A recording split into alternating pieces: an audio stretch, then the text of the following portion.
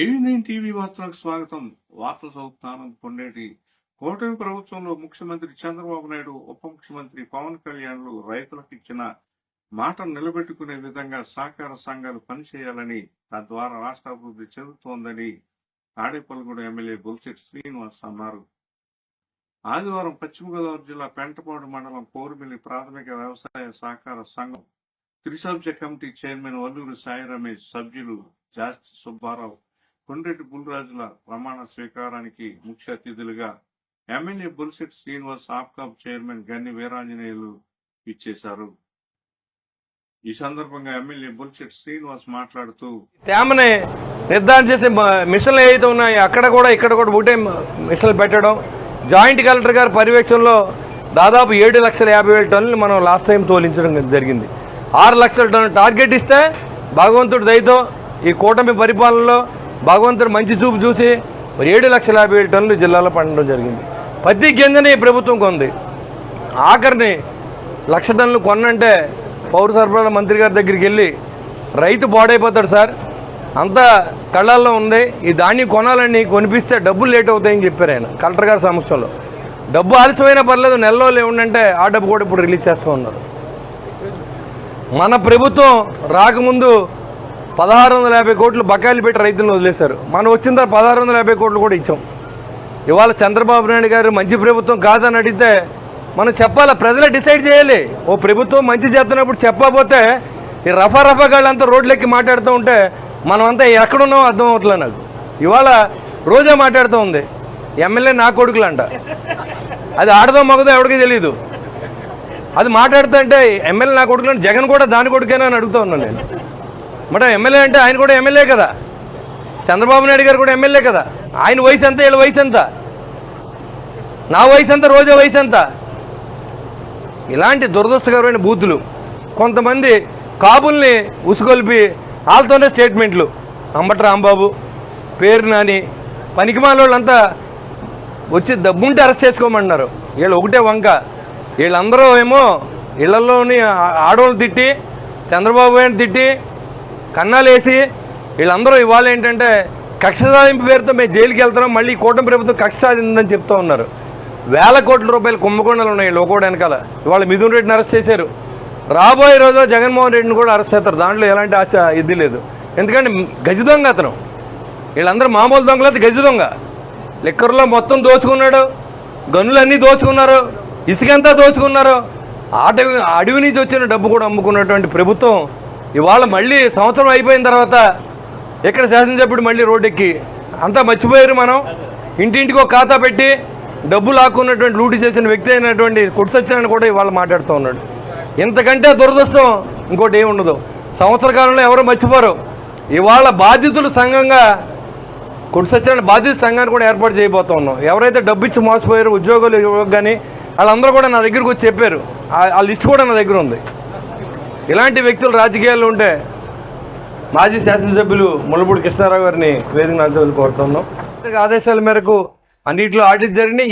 ఈ సొసైటీలో కూడా పెద్ద ఎత్తున ఇక్కడ గ్రామస్తులు కాదని ఇక్కడ సెక్రటరీ, ప్రెసిడెంట్, ఎమ్మెల్యే కలిసి దాదాపు 70 లక్షల రూపాయలు వస్తే ఇంతకంటే ఎక్కువ దోపిడీ జరిగింది కాబట్టి 51 ఎంక్వైరీ వేయించమని చెప్పి ఇక్కడ ఉన్న పెద్దలందరూ కూడా చెప్పడం జరిగింది.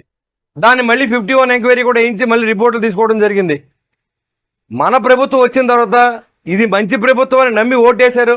రైతులను ఆదుకోవాల్సిన అవసరం మనకుంది అనే ఆలోచనతో చంద్రబాబు నాయుడు గారు ఈ సొసైటీ ఎలక్షన్ కంటే ముందు మెంబర్స్ని అందరినీ కూడా చేసి 3 మెన్ కమిటీలు వేసి అన్ని చోట్ల కూడా పర్యవేక్షణ చేసి రాష్ట్ర వ్యాప్తంగా కమిటీలు వేసి ఎక్కడ అవినీతి జరిగిందో అన్ని కూడా నిగ్గు తేల్చమని చెప్పి కూడా చెప్పడం జరిగింది.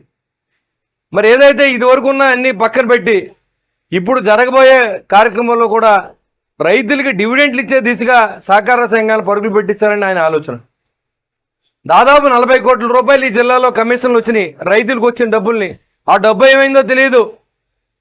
ఆడిట్ చేస్తే ఆడిట్ ఏం చేస్తున్నారో తెలియదు.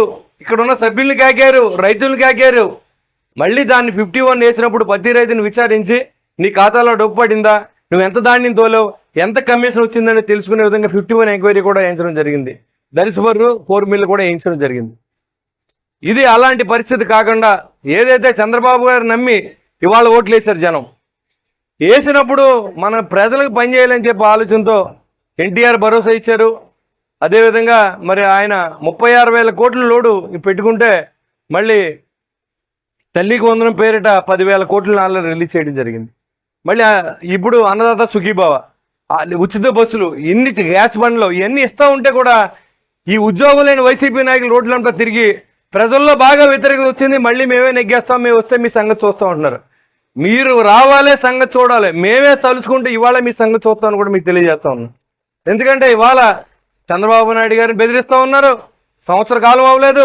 పవన్ కళ్యాణ్ గారు బెదిరిస్తూ ఉన్నారు, నరేంద్ర మోడీ గారిని కూడా బెదిరిస్తూ ఉన్నారు. ఒక ప్రధానమంత్రిని పట్టుకొని అమిత్ షా అయినా ఒకటే, మరి నరేంద్ర మోడీ గారిని అయితే ఎవరినైనా అరెస్ట్ చేసి తప్పదు అని చెప్పి మాట్లాడే భ్రమలో ఉన్నటువంటి జగన్మోహన్ రెడ్డి మాట్లాడుతూ ఉన్నాడు. అధికారులు భయపెట్టే విధానం చేస్తూ ఉన్నాడు, కులాలను విడగొట్టే విధానం చేస్తూ ఉన్నాడు.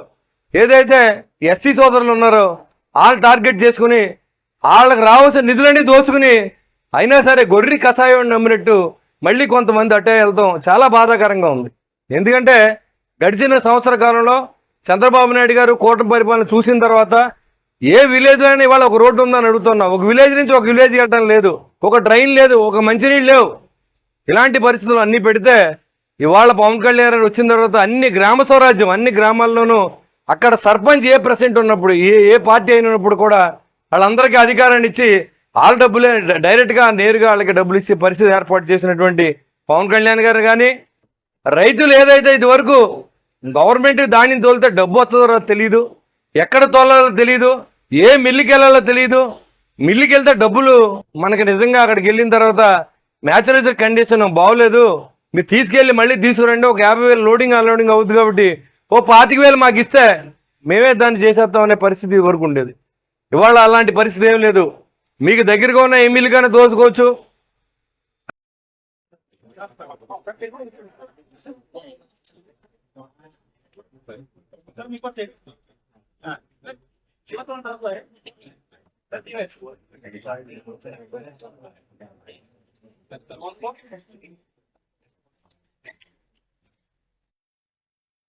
నియోజకవర్గ రైతులకు డివిడెంట్ ఇచ్చే దిశగా సొసైటీలు పనిచేయాలని ఆకాంక్షించారు. రైతుల సంక్షేమం కోసం ముఖ్యమంత్రి చంద్రబాబు నాయుడు రైతులకు ఇచ్చిన మాట నిలబెట్టే విధంగా సొసైటీలు పనిచేయాలని కోరారు. లాభాల బాటలో నడుస్తున్న డిసిసిబిను గత వైసీపీ ప్రభుత్వం 100 కోట్ల నష్టాల్లో తీసుకువెళ్లారని ఆయన ఆరోపించారు. కోరిమిల్లి సొసైటీలో గ్రామస్తులను కాదని ప్రెసిడెంట్, సెక్రటరీ, మాజీ ఎమ్మెల్యే సుమారు 70 లక్షల రూపాయల దోపిడీ జరిగినట్టు ఆడిట్ ద్వారా తెలియడంతో 51 ఎంక్వైరీ నిర్వహించడం జరిగిందని తెలిపారు. వైసీపీ పాలనలో ఇటువంటి అనేక దోపిడీలు చేసిన వారు నేడు కూటమి ప్రభుత్వంపై నిందలు వేస్తున్నారని అన్నారు. పశ్చిమ గోదావరి జిల్లా వ్యాప్తంగా 7,50,000 టన్నుల ధాన్యాన్ని కొనుగోలు చేయడం జరిగిందని, 6 లక్షల టన్నులకు జిల్లాలో ధాన్యం కోరగా మరో 1,00,000 టన్నులకు గాను పౌర సరఫరాల శాఖ మంత్రి వినపం మేరకు పూర్తి స్థాయిలో కొనుగోలు జరిగిందని ఎమ్మెల్యే వివరించారు. రైతు పండించిన ప్రతి గింజకు న్యాయం జరుగుతుందని, రైతు సంక్షేమం కొరకు కూటమి ప్రభుత్వం కట్టుబడి ఉందని స్పష్టం చేశారు. వయసుతో సంబంధం లేకుండా నోటికి ఎంత వస్తే అంత మాట్లాడుతున్న వైసీపీ నాయకులు ముఖ్యమంత్రిపై వ్యాఖ్యలు చేయడం తగదని, దొంగల ముఠా నాయకుడు గజ దొంగ అవుతాడని ఘాటుగా జగన్ పై విమర్శించారు. అటువంటి పార్టీలో ఉన్న కొట్టు సత్యనారాయణ నియోజకవర్గ ప్రజల ఉసురు పోసుకునే విధంగా వారి బాధితుల సంఘం తయారైందని, అతి త్వరలో బయలుపడుతుందని ఆయన అన్నారు.